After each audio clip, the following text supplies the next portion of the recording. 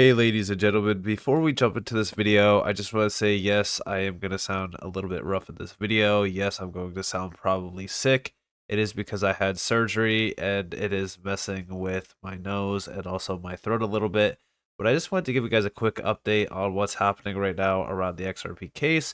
So with that being said, welcome to the channel everyone. My name is Nick. For those that are new to the channel, hopefully by the end of this video, you do become a subscriber. So let's take a quick look at the civil appeal that the SEC did file. This is the pre-argument statement, aka Form C, with attachments.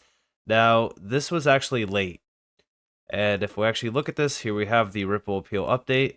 They have filed the Form C a day late. In my view, this is from Meta Lawman X, or just Meta Lawman, sorry. The SEC is appealing the summary judgment ruling on Ripple's XRP sales through exchanges, the distribution of XRP to employees and others, and also Garlic House and Larson's sales of XRP on exchanges. This is what we expected. Mildly surprising that they did not appeal the $0 ruling on disgorgement.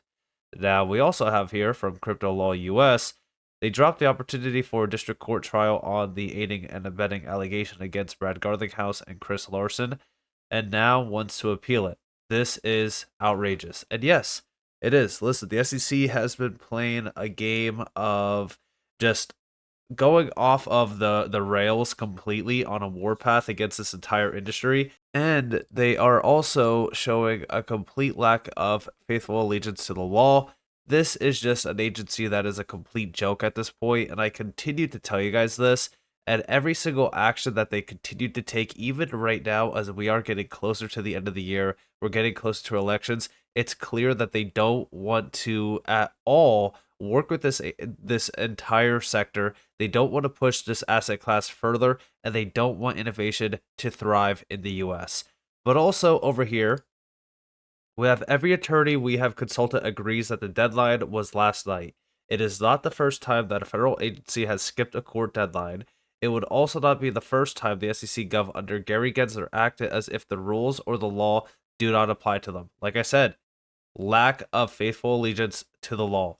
Something has relatively small, however important to affected parties, like this filing deadline, won't provoke a test of the scope of the SCOTUS ruling on Loper Bright last June, but judges should insist that the SEC gov show strict allegiance to the law. And yes, they should, but they're not going to. Nothing is going to happen from this at all. And that's the problem, right? There is zero accountability at all to this. And we also have, of course, Brad Garlinghouse saying proceeding normally for an agency that makes up their own rules as they go, because they have. Listen, the SEC has not been playing at all a game of, all right, guess what? We're going to follow the rules. We're going to try to work with this industry. We're going to try to work with these companies. No, they let these companies come in and then they use the information against them, but not for FTX, not for these, these massive names that have billions of dollars tied to them that could cause the most amount of damage to push strict regulations. They want control. Over here, we also have, I wouldn't get too excited about an untimely Form C filing, XRP community. It should have been filed by 2359 EST 1016. That did not happen. However, the local rules of the Second Circuit states failure to comply. This is where a lot of people are kind of getting a little bit, exaggerated a little bit on this. It may result in dismissal of the appeal, not will result. Sorry to say, appellate courts give a lot of leeway to federal agencies. Even a lame excuse from the government is likely enough to allow the court to let it slide. Then he goes on to say that if, any regular person were late on this, then this case would be over. But it is the government. So these agencies get the free slide. Oh, they're fine. It's just clear on how all of this works. It's clear on how all of this, plays against you and me. They don't care at all because it is a government agency.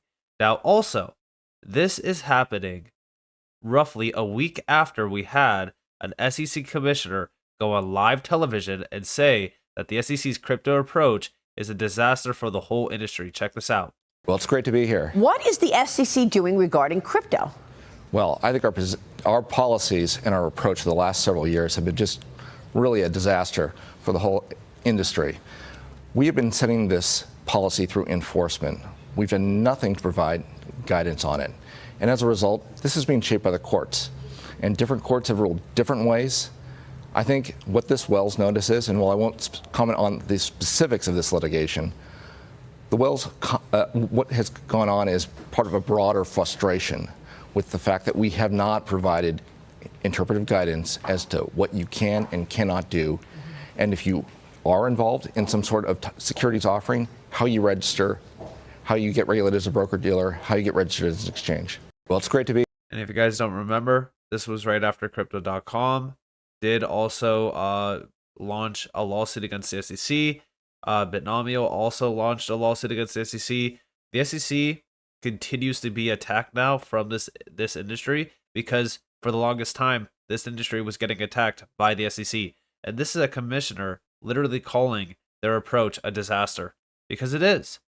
Now also, Stuart Alderati, no surprises here. Once again, it's been made clear the court's ruling that XRP is not a security is not being appealed. That decision stands as the law of the land. Stay tuned for Ripple's Form C to be filed next week. Now, outside of this, guys, recently, Brad Garlickhouse was on Tony Edwards' podcast. This is what he has to say about the SEC. Check it out. Saying the SEC is a hurdle for many folks in the industry. Do you anticipate that they will block these ETF applications due to the appeal and other things that are happening? You know, one interesting timing observation. You know, so the SEC had until, I think I have exact dates here, but maybe bear with me if I get wrong by a day or two. I think they had until October 7th to file their appeal. And they filed it early.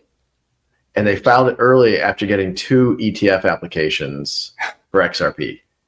And you wonder, is that because they were trying to send a signal to the market? You look, I think the SEC is acting outside of the law, period. I think you have a rogue agency who, you know, literally, as you're seeing in the Bitnomial lawsuit, a federal judge has ruled that XRP in and of itself is not a security.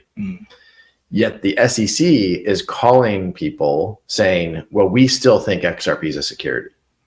Now, I'm not a lawyer. I don't know all the different laws about what can and can't be done. But, you know, if you have someone going out and I mean, that's not acting within the law. Like, in my judgment, a kind of lay person as a non-lawyer, it's just not what you expect from your government. And, you know, if you've lost, you can appeal, and it may, I mean, and there's, I think, a small chance, but if they get that changed in the appeal, if they chose to actually try to appeal, is XRP a security, which they haven't even said they're going to do. But yet they're going out into the market saying they still think XRP is a security. This is not ethical behavior. And it's not. Listen, this is exactly why the lawsuits are piling up against the SEC. This is exactly why the reputation of the SEC is still in question. This is why you have commissioners going on live television say that their approach is a disaster. This is also why you have billions and billions of dollars of retail money being lost on the front lines, the same front lines that the SEC is claiming that they are protecting us from. This is a complete joke. Now, also, Monica Long, president of Ripple, also discussed this and called the SEC's overall approach a warpath. She said that Gary Gensler specifically has been on a warpath for years. How much uncertainty is there left? Because when I think across the landscape of uncertainties, the list is long. It ranges from stablecoins to exchanges. What concerns you the most? Well, so looking globally, many countries are getting it right, and they're leading the way. So take Brazil, Singapore, Hong Kong, UK, Europe. Europe created a framework called MiCA that brought together 27 different states to create a clear framework of how to regulate crypto assets and their use cases. In the US, you see a lot of chaos and confusion.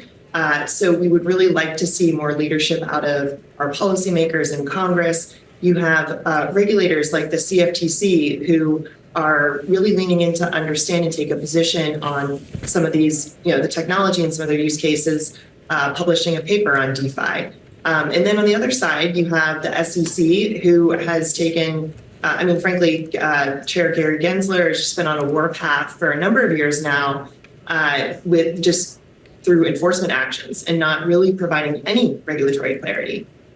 I hear Warpath and I think to myself, at the same time, over the last year, we've seen ETF products allowed in the US for Ether and for Bitcoin. So it doesn't necessarily, to me, look like an administration or an SEC that has been really hostile to crypto. What would you say to somebody who comes back at you with that argument? We have the court system to thank for that. The SEC really was painted into a corner there. And we have seen U.S. courts through a number of cases, in the case of Grayscale's case on the ETF, providing a way forward. In the case of the SEC versus Ripple, again, last year, the U.S. courts ruled that XRP is not a security. So that's good. That creates clarity for our industry and for our business. And you know what? As we really think about this, right? Why is the SEC on such a big warpath? Is it just to choke off capital? Or is it to choke off capital and then have the big players like BlackRock and Fidelity swoop in and grab up as much as possible? Because that's exactly what this all feels like. It feels like a big game to give control and power to Wall Street, to the incumbent bankers. It's the same exact reason why we have Elizabeth Warren, giving the questions and answers to Gary Gensler, who is also a pro-banker. She's backed by the big bankers as well. Like, this seems like a big play on control, on power, and it's also to enrich themselves off of a very early on asset class. This is also why when you hear Larry Fink talking about this, that, whatever, or pushing a Bitcoin ETF, focus on what they're actually doing. Focus on what they're actually, pushing next, which is tokenization. They do not care about making you rich. They care about taking control of the space and enriching themselves. But it's all about control. And that's exactly why the SEC has been on a big warpath. They're clearing the space so that the big players can come in, swoop in, and pick it apart from the pieces that are left over. So with that being said, I hope that you guys enjoyed this video. If you guys did, definitely leave a like, subscribe, turn notifications on if you guys want more free content. You guys are more than welcome to follow me on Twitter and join the free Discord in the description below. And with that being said, guys, it's been Nick. Thanks for watching. Peace out.